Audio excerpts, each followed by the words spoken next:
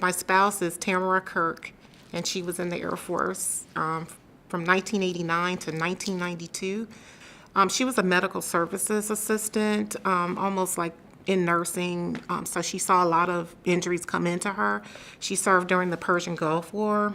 We met on OkCupid, and we both weren't really looking for a relationship at that time. I had just gotten out of a relationship maybe 2 years before that, and she had had some serious injury, had moved back from Atlanta to Columbus to be with her family because she had a brain injury. We met up and just started talking, and we couldn't stop. At the time, she was in a neuro restorative program, and I was kind of wary at that time because I wasn't sure if that was too much for me.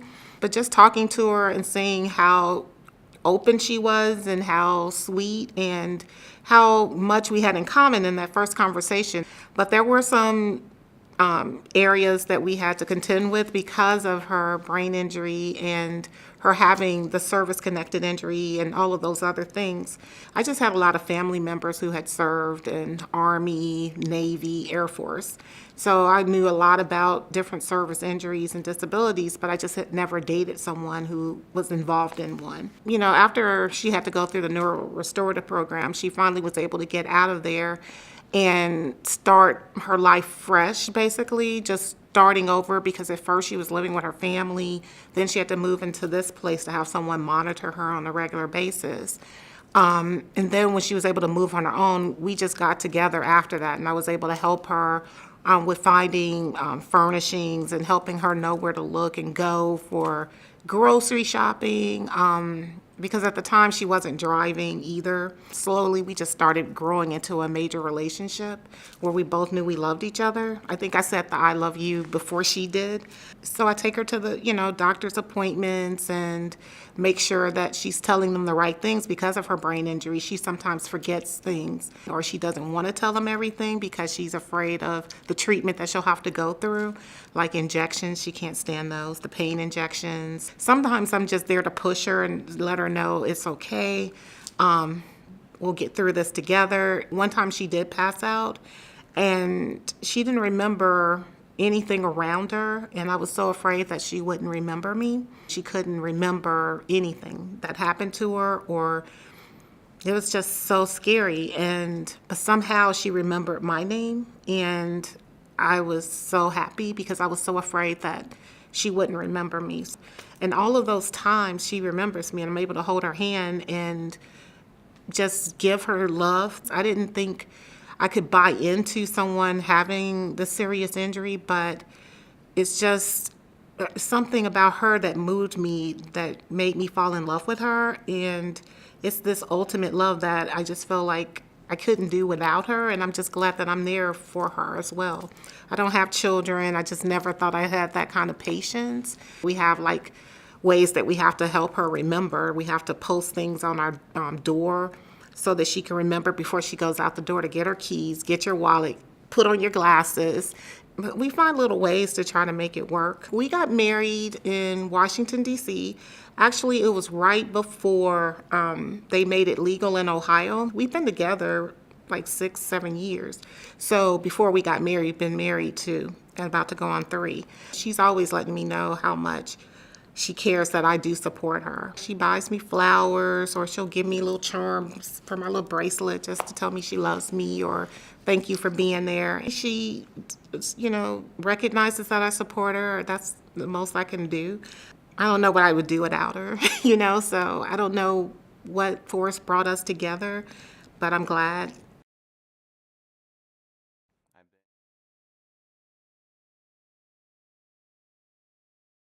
I've been a military spouse for 4.5 years. My soldier is named Kyle Davidson, who is in aviation for the 1137th Aviation Regiment. And I'm originally from the Bay Area in California, a very open community, but also a very conservative family. Me and Kyle met at a pool party in Cincinnati on the Ohio River in 2008, and he really caught my eye. We were friends for the whole summer, and I did learn that he was in the military and that he was getting deployed that winter.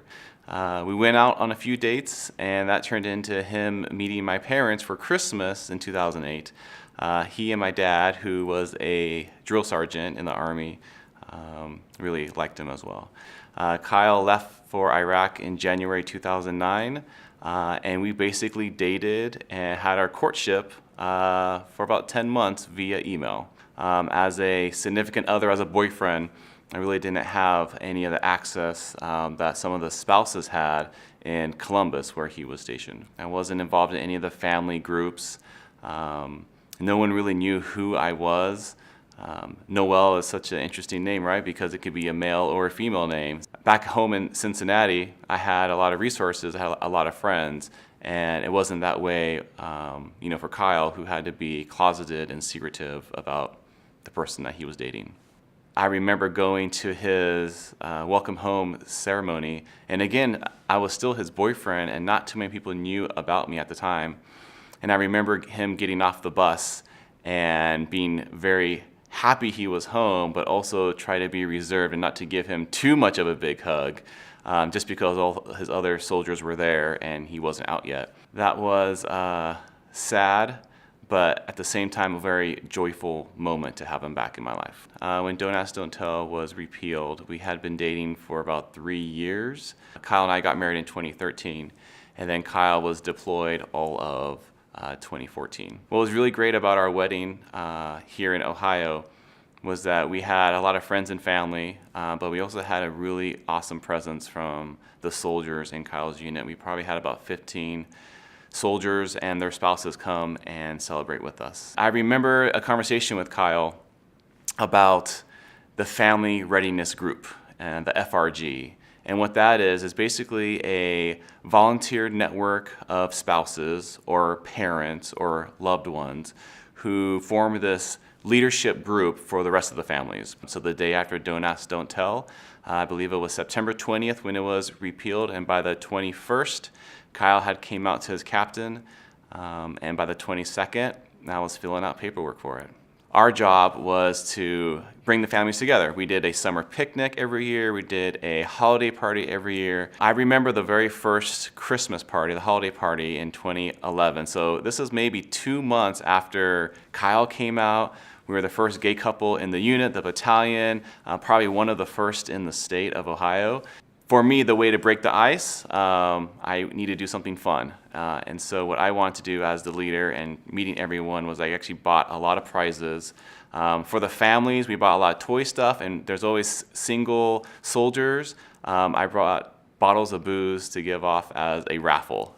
So try to make everyone happy and really have something else to talk about other than, us, the elephants in the room. Part of our job was to raise money for our soldiers for fun events. We would make breakfast for the soldiers at Rickenbacker. Typically, we would all bring food that we cooked at home. We relied on community resources like different stores who knew of us, the VFW that was in our neighborhood. The military family was one family that I was embraced by. I never had a face-to-face issue with any of the spouses or any of the soldiers. But being the first, there are bumps in the road. Kyle and I kind of had to deal with a few things that weren't pleasant, but we got to go through them together and be stronger because of it. It's because of the military spouses, some of my best friends I still have today, that helped me get through that. When I think about my nephews and how open and loving they are to me and Kyle, that one day that they'll be captains, they'll be platoon leaders. I think being out has helped a lot of things, not just in the military, but in corporate life and in everyday life.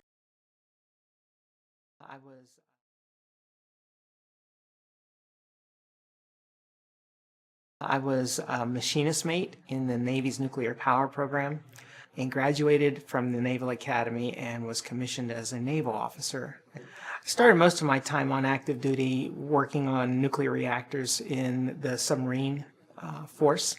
I've known all my life I was transgender. I've known from when I was a very small child. But I didn't know what it was that I was feeling or that there was even a name for it. And so I grew up thinking that there was something wrong with me and not knowing what it was. I have a father who's an ex-Marine, and I couldn't tell anybody about what I was feeling. It was before Don't Ask, Don't Tell. If anybody found out that you were LGBT, you were immediately discharged from the service. And so while I was in the Navy on those 9 years of active duty, I had to hide who I was and what I was feeling inside. I grew up listening to daily tirades of toughen up, be a man, don't cry. I knew that my father would not in any degree accept who I was. Anything about me that smacked of sissy, he literally smacked it out of me. There's all these negative emotions that come along with hiding and living in the closet and pretending to be somebody you're not. When I came out to my family, they didn't believe me. That's how good I was at hiding. And I spent almost my entire life in that closet. I started my process of transitioning and coming out as transgender in mid-2007. At the time, I was working as corporate counsel to a firm that was in the construction industry. And my children had grown and had moved out on their own. I had gone through a divorce, and so I was pretty much on my own at the time. And so I felt at that point in time, the time was right for me to finally do something about this. And it was scary. At the time, I had ballooned all the way up to 300 pounds. There's not much passable about a 300-pound man. So I finally had been making enough money to be able to afford to do things like I went and got a gastric bypass surgery and started losing weight. So I came out to my friends. And then I started losing weight from the gastric bypass surgery, and I started taking hormones, and I started my transition. And at that time, I was living sort of a double life. I was leading my life during the day, going to work as Todd, and at the same time, spending my nights and weekends as Tara. At some point, I decided that I needed to come out to my family as well. And so I ended up putting together packages for each of them. And there was a letter in the package that explained what I had lived with my whole life, what I had learned about myself through a couple years of counseling, and what I intended to do moving forward. And I said in my letter that I hoped that they would be able to accept me for who I am and that they would continue to love me. But my father wrote me a letter, and the first half of the letter, he tore down all of my achievements. In that part of the letter, I would have achieved nothing if it hadn't been for him. And then the second half of the letter, he said, please don't ever contact me ever again. I've removed your name from all my legal documents. When I die, I don't want you to come to my funeral. I see no reason to expose my friends and family to you in drag. And he ended his letter with a threat, and he said, don't ever show up here, or my Marine Corps temper might rise to the surface. I never wrote him back. And I haven't spoken to him in over 10 years. My mother, it took her 1.5 years to stop crying whenever I was mentioned or whenever she thought about me. For her, it was like she had lost her only son. 1.5 years later, though, we started talking, and we have a great relationship now. You're my dad, and I'll always love you. That was my daughter's response, and to this day, she has been wonderful. My son, 6 months prior to this, he had just gone through Army boot camp, so he had been indoctrinated into the world of macho. And so it was a little tougher for him to take the news. And to his credit, he was the first one in the family to pick up the phone and call me and say, I'd like to come visit you. And he did, and we had a wonderful visit together. And to this day, he's been absolutely fantastic. There was nothing that I did in those 9 years that I was on active duty that I couldn't do equally well right now as Tara. The Navy and the military in general has grown, and they understand that just because you're transgender doesn't mean you can't do your job. During the Obama administration, we saw transgender people being allowed for the first time in history to serve openly on active duty in our military. For the most part, we're accepted as just another soldier, sailor, Marine, or airman, just like anybody else. We are there, we wear the same uniform, we have a job to do.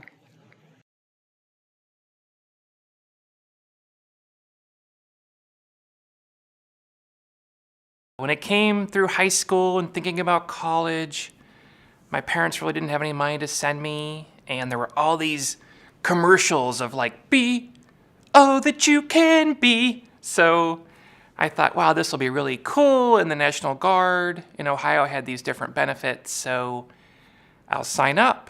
And I remember the recruiter came over and he said, well, what do you want to do in this man's army? And I said, well, I think I want to do photojournalism. I think that'd be really cool. And he looked at me and he said, infantry or armor?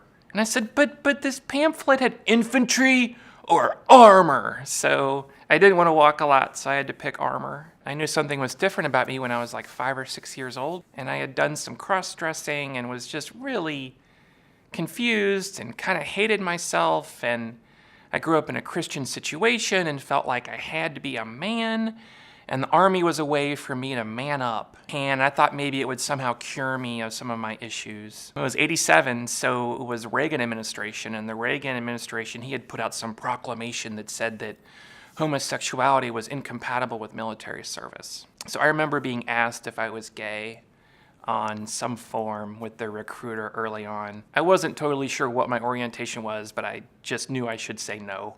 I joined, I was in Fort Knox for about 6 months. And so I started out, of course, as a private and progressed up to Sergeant E5 before I got out in 1995. And by then we were in the Clinton administration, and it was don't ask, don't tell. There were maybe 160 folks in the unit, and there were 2 or 3 people that everybody knew was gay, and we just really didn't talk about it. Of course, figured out that I wasn't ever really cured of this issue of gender identity, and when I was thinking about all this, the term transgender didn't even exist. I didn't officially really accept myself as a transgender person until 2013, and then I began the process of coming out. I got my nursing degree, I got my social work master's degree. Now we're in 2017, and the behavioral health units at VAs around the country need social workers, and I'm an LISW in Ohio. So I thought, hey, let me call that recruiter and see if I could be a part of this unit. So at first it was, I think we can get you in either in July of this summer or in January 2018. The Obama administration put some things in place to bring trans people in. So I was pretty excited. And then really just a few weeks later, there was an announcement by our President Trump about the proposal to ban transgender people from the military. And so now here's another challenge where they want to ban trans people. And by some studies, there's 5,000-6,000 trans people in the military, and they're serving proudly, they're doing their jobs.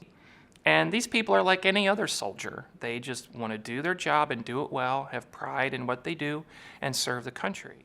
You know, a lot of gay people, a lot of queer people grow up in the shadows, grow up with guilt and shame for who they are, feel like they have to hide.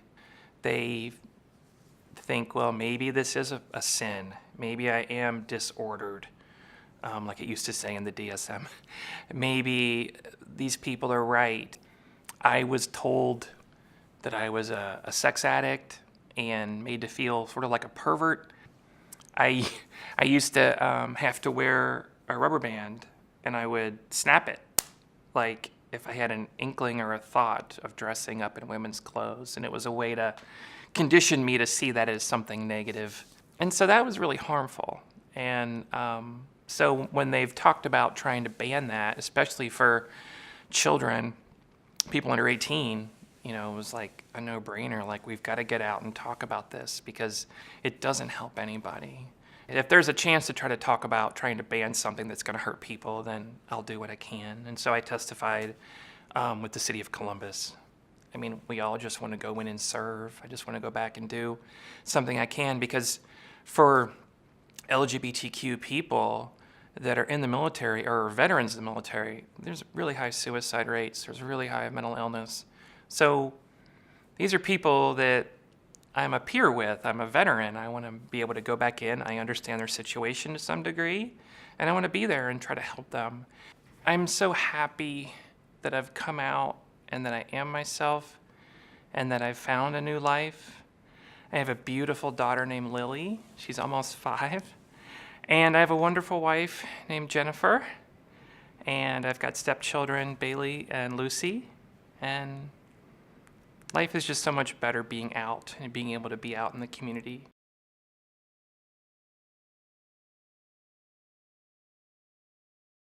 My name is Robert Haas, and I was a commander in the Supply Corps, United States Navy, for 30 years. Mom and Dad only had enough money to send one of us through college, so I went ahead and tried for an NROTC scholarship, and I got it. So I was able to go through college on a scholarship, full scholarship, at Miami University in Oxford, Ohio, and graduated as an ensign. I went on to the Supply Corps School in Athens, Georgia. Then I became a supply officer and went out to the fleet. At the time, I had identity issues. I knew I was, well, everybody, if you're gay, you know you're gay. I was very cautious and aware of what I was doing getting into the service. But I wanted to do it. I really enjoyed the Navy, and I would join the Navy again today. But once you're a Navy man, you're always a Navy man. I personally encountered major hurdles early on in my naval career because when we had shore leave, I would stay back on the ship. I wasn't going out hiring prostitutes like a lot of the other officers and stuff were doing. That was noted, so they couldn't figure out why it was different. So one of the officers tried to, without saying the word, he was very homophobic, he tried to muster me out of the service. When you're in the Navy, the quickest way to solve a problem is when you're at sea, you just throw it overboard. Once I got rid of that situation, I learned from it, and I devoted my time in the service to making sure my bosses all got their rank or got promoted, and that was my best safety net I could have. Most of my bosses knew I was gay. In fact, the last 10 years I was in the service, I was at the Pentagon. I was actually on the gay men's swim team. And they also started the swim team at the POAC, the Pentagon Officers Club. And every once in a while we would have meets and we had both swim teams there. And I would be going up swimming for the gay team. And all my comrades in they knew that. So, some of the senior military clergy who were totally anti-gay knew that I was gay. And they basically went in there and said, we want this guy out.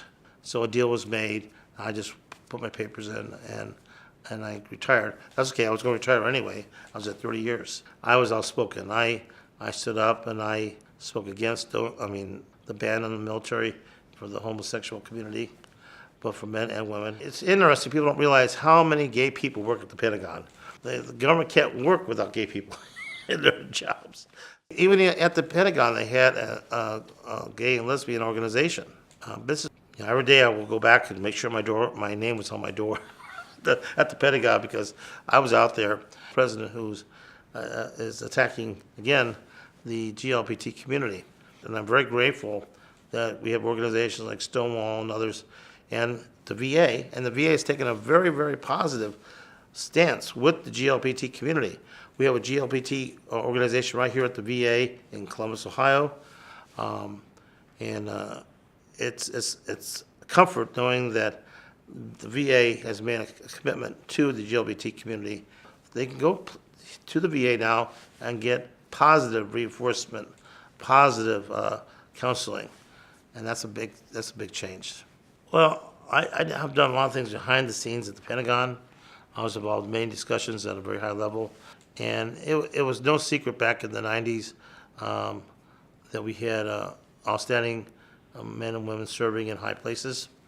I also work now in advocacy roles for the local disabled veterans and gay and lesbian disabled veterans. I'll crawl my belly to help any GLBT service member that wants to apply for their benefits and make sure that they get what they are entitled to. It's a very sacred honor to me to be a member of the armed services. And all the people that I knew who were GLBT members of the service felt also honored to serve. The welcome mat is on the front door, not on the side door. And that's how important it is for me to make sure that they know how to find the front door. We're no longer walking to the back door ashamed who we are. They're going to walk in the front door. They're going to say, I want to serve, or I served and I got dismissed for some reason, but I want to see what my benefits might be. Just because you served and got kicked out doesn't mean you don't get benefits, all right? Once you're a veteran, you're always a veteran, and we'll get everybody taken care of.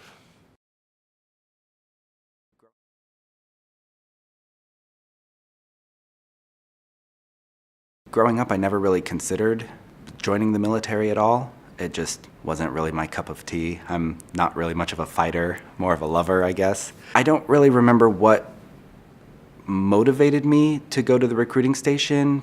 I was really uneducated. I was very not informed. So my recruiter tells me that I could basically do whatever job I wanted. And I laughed and I told him that I thought Army was the job. I didn't even know that there were choices beyond that. But medic sounded good. My friends and family were not very supportive. And a big argument that came up was that I was not going to be able to do it because I'm gay.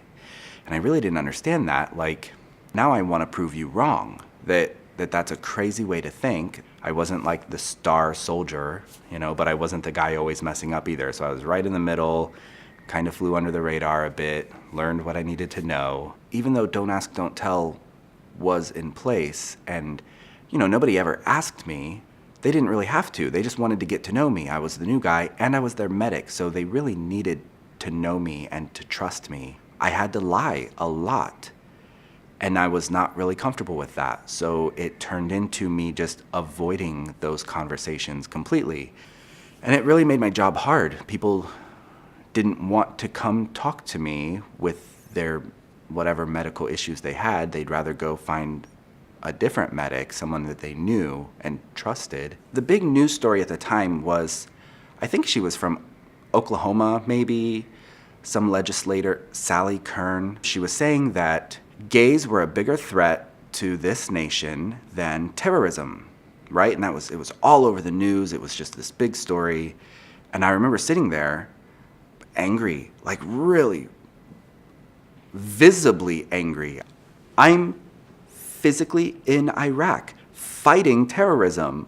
Whatever reaction I had, I ended up getting up and leaving because I thought this is just something people don't need to see. One of the sergeants kind of approached me a little later and he's like, look, I'm not asking you anything, but that was kind of obvious. So he was kind of just letting me know that the cat's out of the bag. And I kind of told my team leader, like, hey, this just happened. I kind of told him everything.